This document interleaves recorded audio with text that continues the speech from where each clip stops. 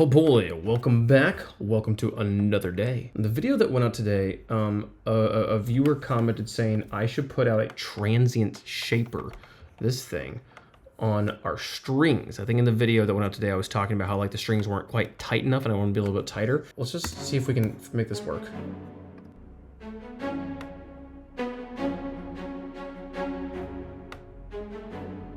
Not exactly sure. I think we can turn down the sustain here. This will help. Okay, so I think maybe this effect is not working because it is actually on a MIDI channel. So maybe if I were to bounce this in place, it would be able to handle it better. But I don't know if it'll actually make much of a difference. But also, what the heck, let's try it. I'll bounce this region in place. So now,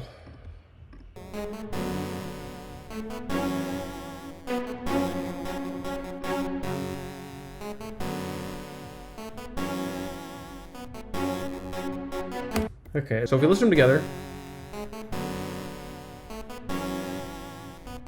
I turn this off.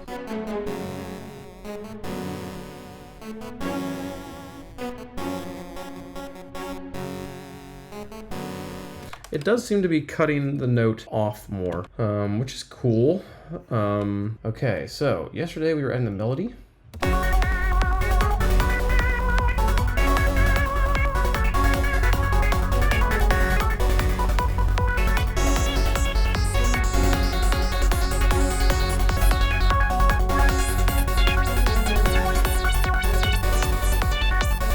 I'm really enjoying that I'm starting to actually learn how this step filter tool works. I'm not sure what these are down here. Can I drag these up here or something? Oh, interesting. I can move them around. So this is just what's on at a glance, maybe? The gate's not on. I do have the gate off here. And the pan. Where would panning be if I wanted to turn on panning? If I grab this guy here, so turn them on to change it. Pan. Now it lights up, and if I turn it off, it turns back off. Interesting, okay. I'm starting to feel like I almost understand everything that's going on here. This, I'm not quite sure. X and Y are, oh, they are different. If I move this up and down. So this moves step mod 3 depth, just step mod 3 depth. I can put it in relation to something else over here. So step mod 3 is the pan, and you can see, because it's 1, 2, 3, and then the depth filter here. When I move this, it moves that modulation. If I were to change this to step mod 3 rate, I shouldn't that I can, because it's not on. Turn it on. Now I can. Move to 3 rate, and now it's going to change that one's position around. That's cool. And I can put it in relation to step mod 3's depth. For some reason does not have, right? Oh, look at this. And this determines how sensitive that thing is. Let's pull this to here, this to here. So as I move this, these can now be moved in relation to each other, and they can be moved. See, this is the filter mix and the filter cutoff. Can be moved in relation to each other here as well. The filter cutoff is bouncing around because the filter cutoff is being modulated by a step modulator. And that's all pretty cool. Well, given that I'm not using the x-axis here, it doesn't matter. Because I don't want the mix at full, so actually I can just turn these off, and now that'll make the exact same sound. It's kind of fun that that little guy lights up anytime the music's happening. Delay, rate, depth, feedback, mix. I'm not quite sure, because we also have a delay over here, and we have a master here, so I'm not entirely certain what this mod effects box is doing. I want to know, and I think by turning everything else off, we can find out, but I don't really want to find out at the expense of what we currently have. I like the sound we currently got, so I'm just going to make a new channel and push it down here. And now this one. Okay, so now I think if I just turn off the effect, it shouldn't change the sound. The effect being on versus off shouldn't change.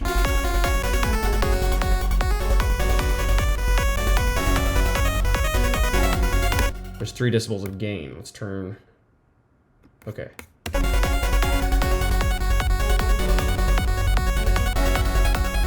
Okay, so now the effect is doing nothing. That's perfect.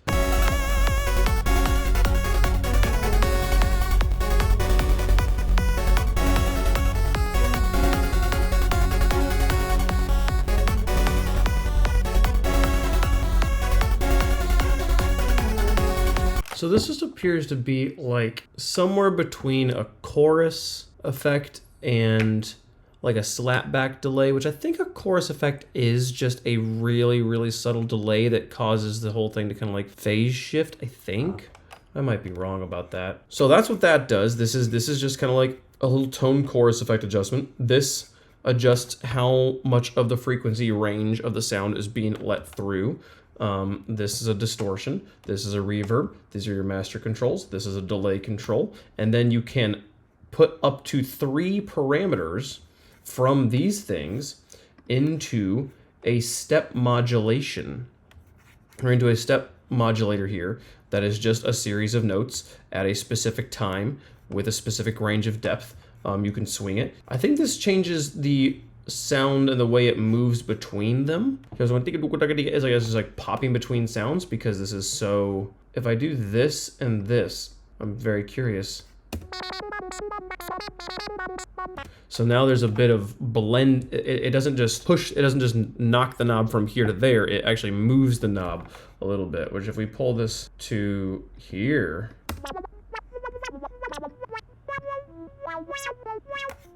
you can actually see it move. Okay, yeah, so it's actually very, very satisfying that I've gotten to a place where I feel like I can look at this tool that I've always loved the effect of, but I actually know what all the knobs do in it now. And this is the part where I could like start to learn what the distortion specifically sounds like, or what the reverb, this specific reverb is for them, right? Oh, they have different reverbs. I hate spring reverbs.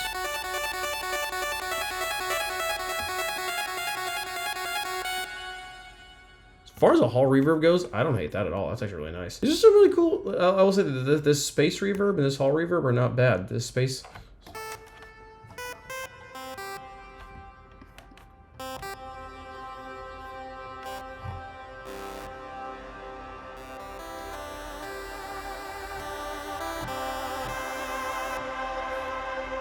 That's a good reverb. That's a fun one to have. Cool, that's a good little tool. Well, do we want to add something? Kind of just added some effects and learned about a tool, which this all technically qualifies as an episode, but it'd be nice to make some actual progress. We'll push this till later. I'm gonna do, let's make the melody, but improvisational and more just like an actual piece of metadata here.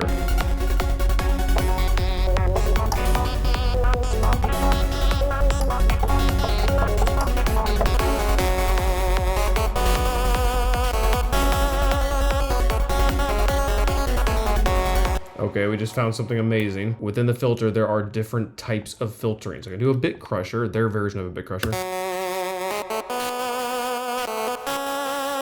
Doesn't sound very good. Downsampling's a little bit closer. There's some cool stuff you can do with that.